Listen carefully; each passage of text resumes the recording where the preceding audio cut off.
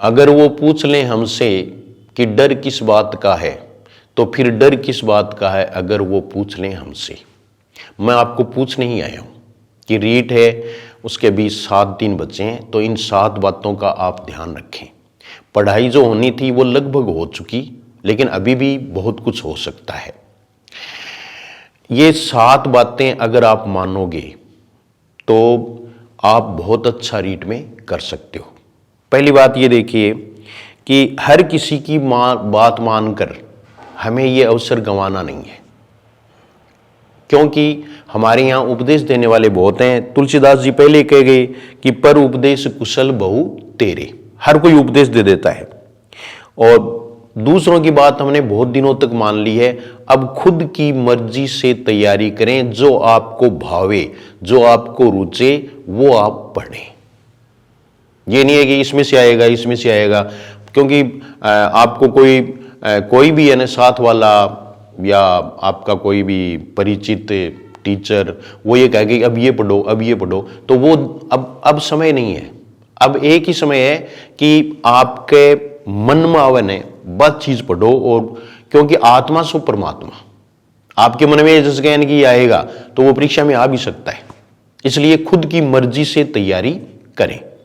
दूसरी बात देखिए आप कि अगर आप ऑफलाइन या ऑनलाइन कोचिंग कर रहे हैं तो अब रीट की एग्जाम तक वो कोचिंग आप बंद कर दें, उससे अवकाश ले लें, उसके बाद तैयारी शुरू कर देना। क्योंकि बहुत सारे ऐसे स्टूडेंट्स हैं जो 2nd grade, 1st grade, 3rd grade ऐसे तैयारी कर रहे हैं, तो वो एक बार विराम ले लें और ये 7 दिन मेरे कहने से आप रीट को देते हैं। ये दूसरी बात।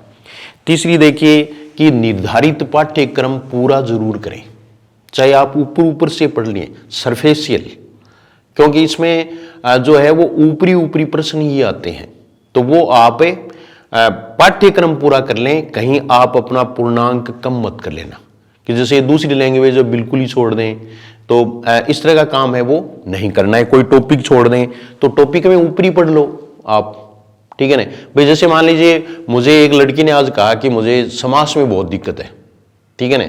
अब समास में दिक्कत है तो समास के पीछे नहीं पढ़ना है, बल्कि उसमें एक चीज है वो आप ध्यान में रखोगे कि मान लीजिए प्रश्न यही आ गया कि समास कितने होते हैं, तो वो तो हमें आना चाहिए ना। और कुछ उदाहरण जैसे प्रतिदिन में अव्ययी भाव समास होता है, तो ऐसे सामान्य रूप से उसको पढ़ लें, उसकी टेंशन नहीं करें, नया अब कम ही बचेगा। दूसरा देखिए कि अब केवल रिवीजन करें। अब रिवीजन का समय है, रिवीजन के बाद भी अगर आपको समय मिले तो आप नया पढ़ सकते हैं, बल्कि रिवीजन करें, रिवाइज करें, जो आपने पढ़ लिया है उसको बार बार पढ़ें। फिर 5वीं बात देखो कि अब हमारे पास रीट में मुख्यतः 4 सब्जेक्ट हैं, जैसे 2 लैंग्वेज हैं, एक साइकोलॉजी है और एक सब्जेक्ट है। तो अब ज्यादा संभावना मेरे अनुसार हो सकता है कि किसी की फितरत दूसरी हो या किसी की प्रकृति या नेचर दूसरे प्रकार की हो, लेकिन मैं आपको यह कहता हूं कि आप 2 पर ज्यादा फोकस करें, उसमें आपको सबसे ज्यादा फायदा होगा। अब हिंदी और सब्जेक्ट, ये 90 प्रश्न बनते हैं, हिंदी के 30 प्रश्न हैं, पढ़ोगे तो जल्दी समझ में आएगा, आप बहुत कुछ कर सकते हो, उसमें आपको फायदा है। और एक सब्जेक्ट है वो हमने इतने दिनों तक पढ़ा है, इतने सालों तक पढ़ा है, तो उसमें भी कुछ संभावना बनती है, तो वो 60 प्रश्न आते हैं। तो ये 90 प्रश्न है, इनमें आप बहुत अच्छा कर सकते हैं, तो इन 2 पर आप ज्यादा फोकस करें। अब 6ठी बात देखो, 6ठी बात यह है कि आपने पढ़ भी लिया और भी है, तो ज्यादा से ज्यादा MCQ यानी मल्टीपल चॉइस क्वेश्चंस हैं या बहुविकल्पात्मक जो प्रश्न हैं उनका अभ्यास ज्यादा से ज्यादा करें, लेकिन उलझुल किताबों से बचें, सही तरीके से करें, और इनका ही जो अभ्यास है वो अब काम में आएगा। इसके लिए आप जो पहले के अपने पेपर हो चुके या CET के पेपर्स हैं उनको ज्यादा से ज्यादा सोल्व करें, और ऑथेंटिक बुक है वो होनी चाहिए, उससे आप करें। वैसे तो बाजार में बाजारू बुक हैं वो बहुत हैं, तो उनमें से बहुत कुछ है वो आने वाला नहीं है, लेकिन फिर भी आप जो है, जैसे हिंदी की मैं बात करूं तो सीनियर वाली किताब है, उसमें मल्टीपल चॉइस के थोड़े बहुत प्रश्न है वो दिए हुए हैं, तो उनमें से ही वो रिपीट हो सकते हैं, वो आप जरूर पढ़ें। 6ठी, 7वीं, 8वीं की जो किताबें हैं उनसे संबंधित जो वीडियोज इसमें जीएस हिंदी क्लासेज बने, वो आप जरूर देख लें। जीएस हिंदी क्लासेज को आप सब्सक्राइब भी कर सकते हैं। हर एक परीक्षा से पहले मैं ये बातें बताता हूं और रीट में बहुत अच्छा करने के लिए अभी 4-5 वीडियो रीट से पहले आ जाएंगे, तो वो आपकी हेल्प करेंगे।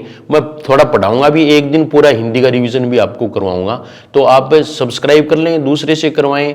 अगर आप फर्स्ट ग्रेड सेकंड ग्रेड वो तैयारी कर रहे हैं तो आप हिंदी के लिए जीएस हिंदी क्लासेज है, उसमें ऐप डाउनलोड करके आप जो है वो फ्री वीडियोस देख सकते हैं। लेकिन इन सब के लिए आपके पास टाइम नहीं है। अब तो इसमें आपका बहुत कुछ है वो हो नहीं सकता, बहुत ज्यादा टाइम अब नहीं है, तो आप जो है ना परीक्षा के बाद कर लेना। लेकिन पहले जो है वो इन 7 बातों का ध्यान रख ले, तो 6 बातें हमारी हो गई हैं, ठीक है। एक 7वीं बात और है कि अब हमारा रहन सहन कैसा हो, तो आप परिजनों व मित्रों से घुल मिल करके तैयारी करें, यानी तैयारी का आनंद लें।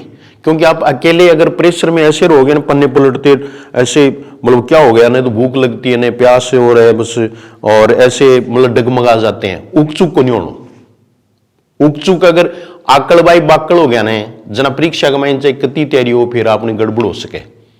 तो आप जो हैं वो परिजनों में रहें, मित्रों में रहें और सहज भाव से अब तैयारी करें। बहुत ज्यादा नींद निकालने की या भूख निकालने की इस तरह की जरूरत है वो परीक्षा तक नहीं है। बिल्कुल सामान्य बने रहें तो आप अच्छा पेपर है वो कर सकेंगे।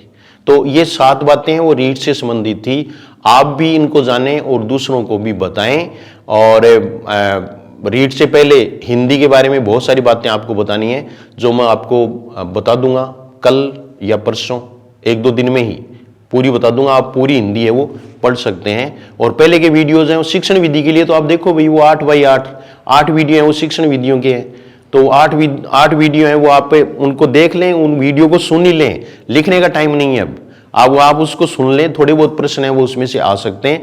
अगर आपके 2-3 प्रश्न भी बढ़ते हैं तो वो भी आपकी हेल्प करेंगे।